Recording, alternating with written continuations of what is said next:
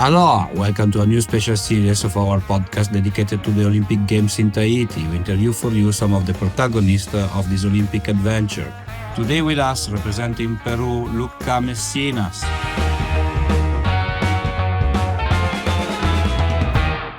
Aloha, Lucca, welcome to the show. Welcome back to the show. Where are you today? Hello, thank you for the invitation again. I'm here in Teahupoʻo right now in Tahiti, training for the Olympics.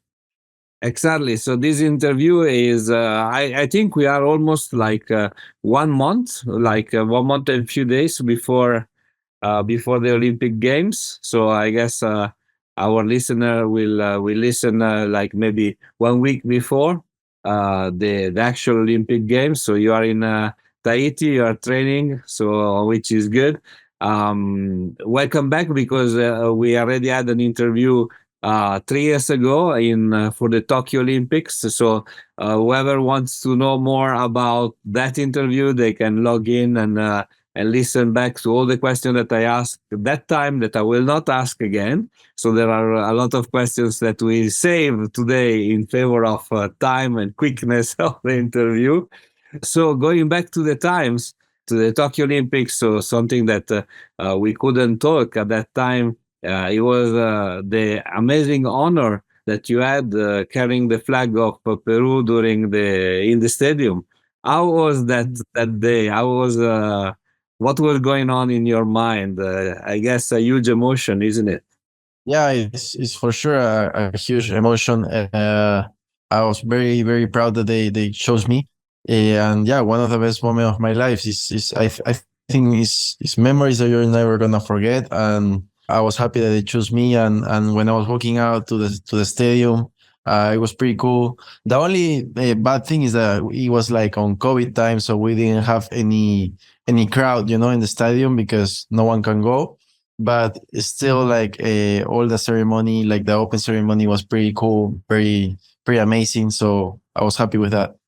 I'm very curious about how do you end up to be selected to carry the flag? Who's choosing that? How does it work? We don't know.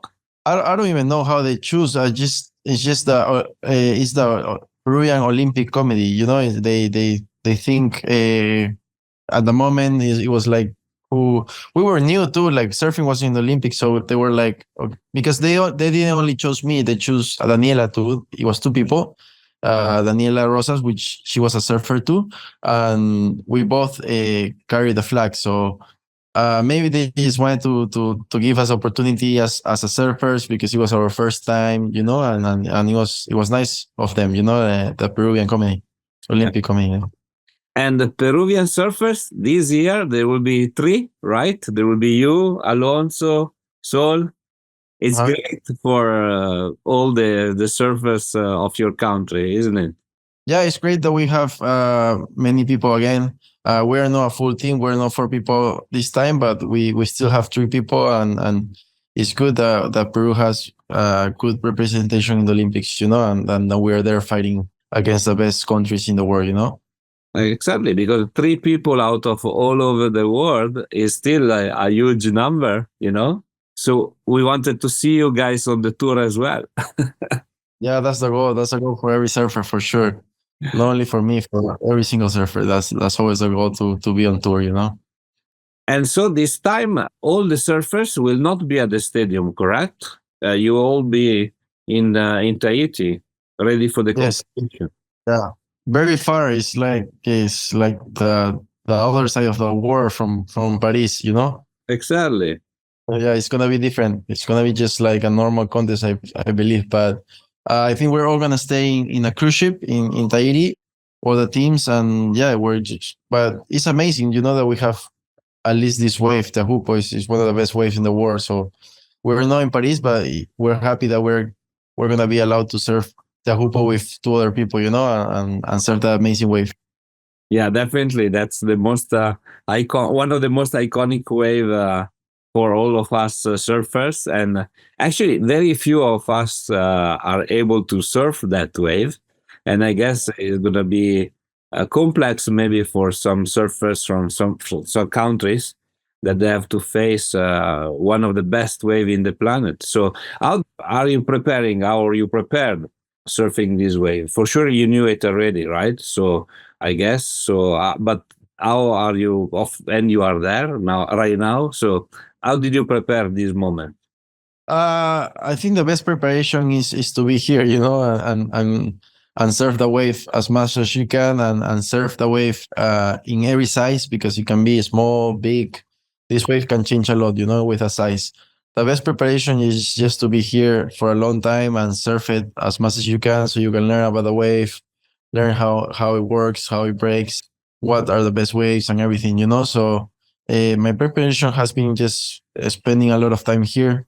I've been like almost a month here in Tahiti, and that's the best preparation. Of course, we have to be mentally prepared, physically too, because it's a strong wave. It's a scary wave too, so mentally you can be scared sometimes, you know. But I'm working everything. I'm working all the parts to be prepared. And not all the surfers are able to stay in Tahiti for such a long time, right? So not every single country doesn't have the same budget, isn't it? So I guess very few people like had the opportunity like you to stay for a month over there. Is it right, or everybody's already there as we talk? I've seen a lot of people from the Olympics here already. Pretty much everybody has come. I think.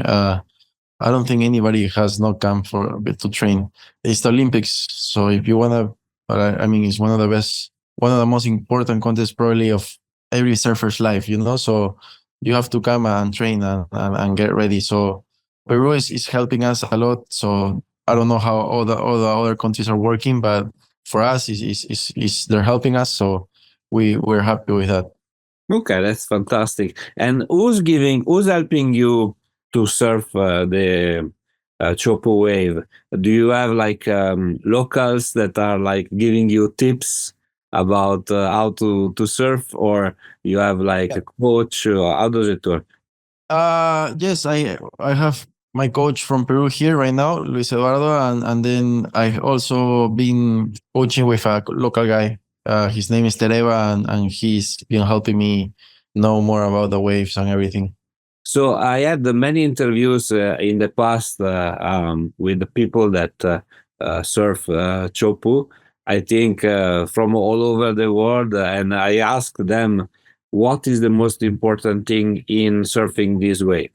It's the way you commit, is the beginning of the wave, is when you are like in the face of the wave. In your opinion, what is the most important part in order to perform this wave in the best way as possible? I think, yeah, the best way is to commit. This wave, like I was telling you, is very scary. Is big most of the time, and it's really hollow, and it's very powerful. So if you commit a lot and you stay deep in all the waves, all the barrels, I think you're gonna get good scores. So I think that's the way to do a good contest. Yeah, for me that would be the word. Yeah, you have to commit and go for it here in Teahupoʻo, because it can be scary sometimes.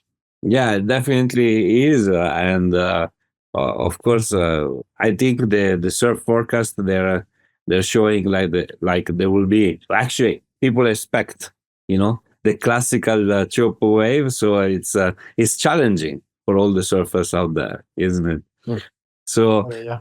you have lived the two Olympic Games, the one in Tokyo and the one in you're living the one in Tahiti. For yourself, what were the main improvements that you feel you had as an athlete? With time, I think what I've been improving myself is, other than surfing, because I feel like I have improved my surfing since Tokyo. I think my surfing is better now. But maybe the competition part, you when the time pass and you surf so many contests, I think you start learning more about competition and how to compete. So I think I'm getting better also in how to compete, and mentally how to be ready and everything, because every contest is like, it teaches you how to be better, how to perform better. So yeah, I feel for sure more prepared for these Olympics than Tokyo. And it's not. I mean, Tokyo did very well. I got fifth place, and I was close to fight for a medal. I'm not saying in this Olympics I'm gonna do better. I don't know what's gonna happen, but I feel like I'm more prepared and I'm ready to go, and give my best. It's really the second time during the interview that you're referring to be mentally prepared. How do you train to be mentally prepared? What you do? Just I have a lot of session with my psychologist. We train a lot the mind.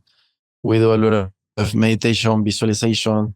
Just fight your thoughts, or like what you're thinking all the time, and because like I was saying, this wave is very scary, and you have to be mentally strong to not be scared out there and send it, So that's one of the things that we have been working the most.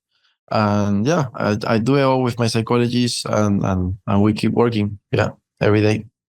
Until today, what is the best suggestion that you received from one of your coaches, mental or let's say physical coaches that are working with you?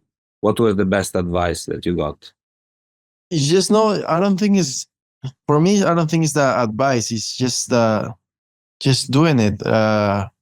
For instance, like when I'm training physically every day, I feel good. You feel good. Like when you stop, you don't feel that good. Or when you're not training that much for something, you don't feel that good. And the best advice would be like the process is amazing. Like the process of training with a physical trainer, and the process of training with a psychologist and helping you and everything.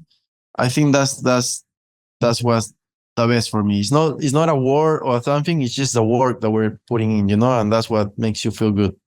In a certain way, they get you into the zone, right? Where you are So exactly. concentrated. Okay, I understand. Being in the zone for sure. Being in the zone in everything, in every aspect to perform well. Yeah. Okay. So you are not distracted, and so you can commit better and deliver better results. Yeah, I agree. Actually, a lot of athletes, not only on surf, they use the same technique. So it's definitely more you're doing, more you are into it, better the results. Let's talk about magic surfboards. So what you are carrying for this surf Olympic game? I'm working this year. I'm working with Sharpie. This is my sponsor now, Sharpie Surfboards. I think they're one of the best brands in the entire world, and they're doing a really good job. I have a lot of boards. They're sending me 5 boards for the Olympics. I already have like 6 here, so I have a lot of good boards. I've been trying them here, so they're working good, and yeah, I'm happy with all the boards. They've been working good for the barrels, so I think the boards are gonna be magic. They're gonna be good because they're doing a great job.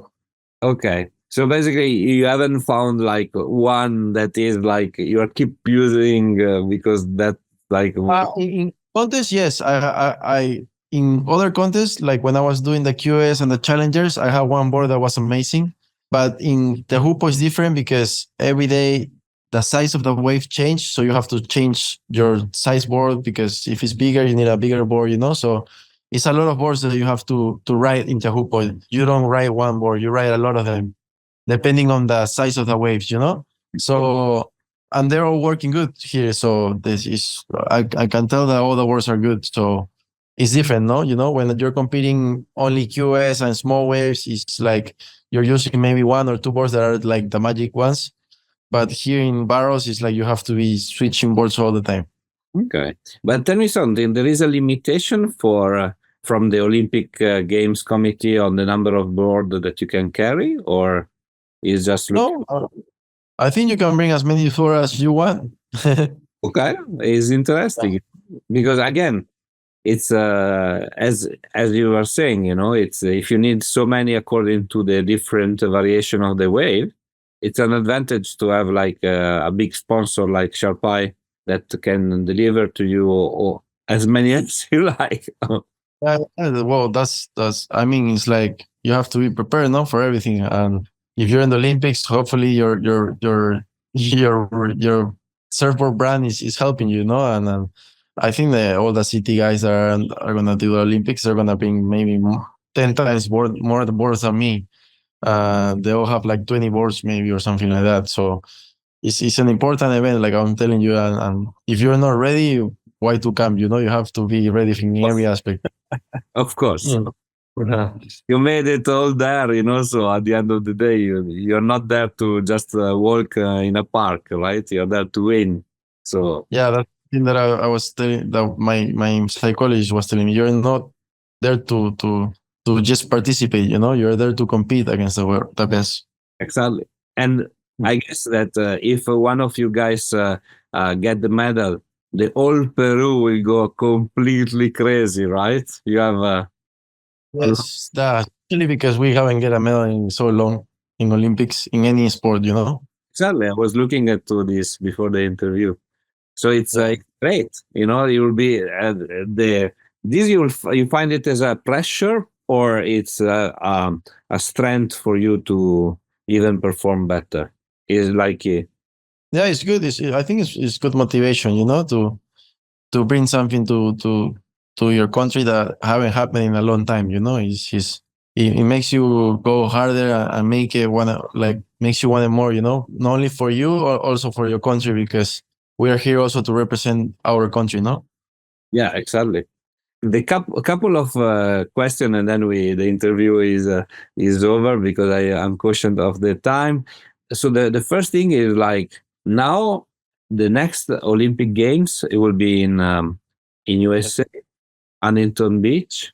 You're gonna still go. You're gonna go for the third Olympic, or what? I'm sure your mind is on today, but Yeah. every other surfer think about that. It's gonna be like maybe the most amazing one because finally, it will not be like Tokyo where there is no people in the stadium. It will not be like Paris where you are on the other side of the world and you cannot attend to the Olympic Games. You will be in USA in the in the land of surfers. So, Yeah. are you somehow thinking about that as well, or is too early? No, no, no, not thinking like too much on that, but I know I'm gonna be there still over there, to try to qualify again. Especially because at least the qualification, the Pan American qualification, will be in Lima again. The Pan American Games are gonna be in Lima in 2027, I think, and it's probably gonna be in Punta Rocas again, like Lima 2019. So I wanna participate in that event too because it's important. It's in my country, and I wanna qualify again for the Olympics for sure. So after Paris, we're gonna work for that. I think, yeah. Of course, we have other goals like the CT and the Challenger and all the World Surf League events, but I think I'm gonna for sure still around and keep working because I don't know. I'm 28. I feel strong. I feel happy. I feel like physically I'm good. So I want to keep doing this because I love surfing. Exactly, exactly. And there again in USA there will be also audience that in Tahiti is very difficult. I mean, how many people will travel to go and see a surf is limited in terms of space. While I'm sure that I think which it makes it special is just that type of wave. I think is one of the best waves in the world. So for me, it's even maybe more important in the future when you say, yeah, I compete in Teahupo'o for the Olympics. It's like, wow, not every surfer has the opportunity to compete in Teahupo'o. No, there's only the CT and that's it. And for a surfer to say that is good. In Huntington Beach, for sure, is a lot of people and everything, but there's contests there every weekend.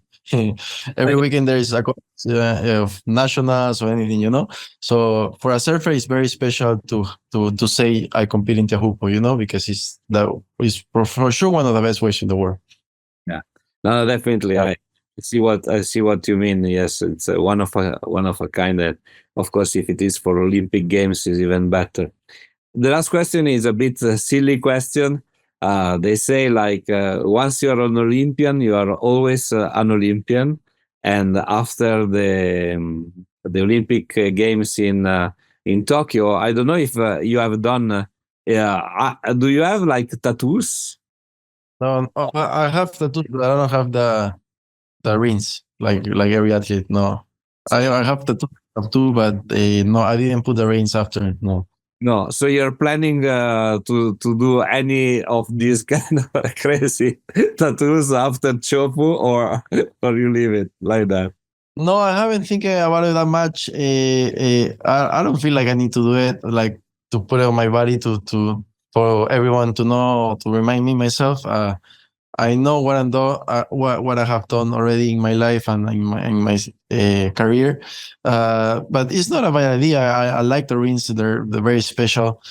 If I want to get more tattoos, maybe I will get it somewhere. But right now, I don't want to get more tattoos. I have already two, and I haven't think about it. And also, I don't like being like everybody. Like everybody have that tattoo. So I'm like, I don't want to have that tattoo like everybody. I kind of want to think different all the time.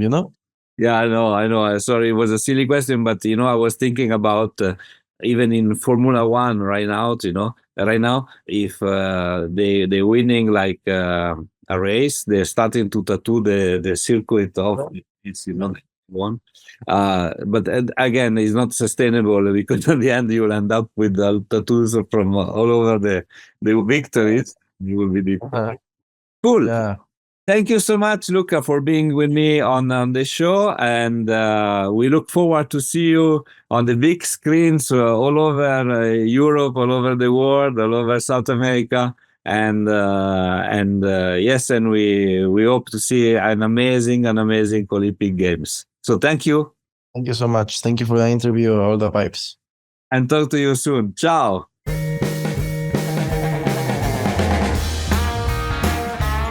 Hi, it's me again. I hope you enjoyed our today's episode. If you want to know more about us, please follow www.thetempleofsurf.com and all our social media. Mahalo!